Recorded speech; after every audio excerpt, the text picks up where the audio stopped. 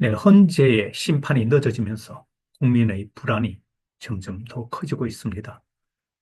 헌재가 왜 이렇게 심판을 늦추는지 불만도 많아지고 분노도 커지고 국민들 소요 사태도 끊이지 않고 있습니다. 그렇지만 헌재의 심판을 알아볼 수 있는 한 세 가지 키워드를 제가 한번 찾아봤습니다. 그랬더니 어느 정도의 답변이 나오는데요. 지금 나오는 이 대부분의 예측은 모두 짐작입니다. 그 누구도 알 수 없습니다. 저 역시 마찬가지입니다. 하지만 그것을 볼 수 있는 몇 가지 키워드는 우리가 볼 수 있었는데요. 한번 정리해 보겠습니다. 여러분께서는 언제로 예상할지 모르지만 다음 주 주말까지는 안 가도 될 것 같은 그런 생각입니다. 자, 윤석열 대통령 파면을 미리던 새 코드라고 잡았는데요. 헌법재판소의 시계는 국민의 시계와 따로 가고 있습니다. 반헌법적이고 불법 사안이 명확하고 생중계로 온 국민이 목격했던 상황입니다. 그 비상계엄, 말하자면 전시나 준전시가 아닌 상황에서 비상계엄을 선포했던 윤석열 대통령에 대한 그런 명백한 사안에 대해서 심판이 이렇게 늦어지고 있는 데 대해서 불안감이 커지고 있는 것이죠. 헌재 심판은 언제쯤 나올까? 저는 예측 코드 세 가지를 통해서 결론을 도출할 수 있었습니다. 첫 번째는 한덕수 총리 심판을 먼저 하겠다는 것입니다. 24일 날 한덕수 국무총리 탄핵 심판 결정을 선고하겠다고 했는데요. 원래 헌재는 윤 대통령이 탄핵 심판 심리 시작할 때 이 대통령 심리를 하면서 심판을 제일 먼저 하겠다고 우선 처리하겠다고 했습니다. 그런데 지금 말을 바꿨습니다. 왜 이렇게 말을 바꿨을까요? 총리 탄핵을 기각해서 총리 대행 체제를 만든 뒤에 윤석열 대통령 파면으로 전국 안정성을 대비하려 한 것이다. 이렇게 예측할 수 있고요.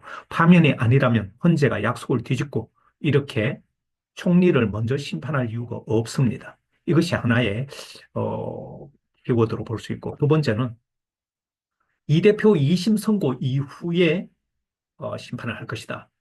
이재명 대표의 공직선거법 위반 사건이 3월 26일 선고로 예정 잡혀 있습니다. 2심 선고 이후에 해달라고 윤 대통령 측 변호인단 그리고 국민의힘이 끈질기게 요구해 왔던 사안입니다. 자, 그래서 여권의 이런 요구들을 들어줘서 파면 불만을 최소화하는 그런 정치적인 계산을 한 것이 아닌가. 그렇다면 27일 내지 28일 날 헌재 심판이 예상된다. 이렇게 볼 수 있고요. 마지막으로는 이재명, 이재용 4년 만의 만남. 이것이 또한 하나의 시그널을 주고 있다. 이 회장과 이 대표의 회동은 2021년 이후 4년 만에 만났다는데요. 지금 조기 대선이 가시화되는 이런 시점에 기업, 그것도 삼성의 대표가 이재명 대표를 만났다는 것. 저는 이게 굉장히 큰 시사점을 준다고 봅니다.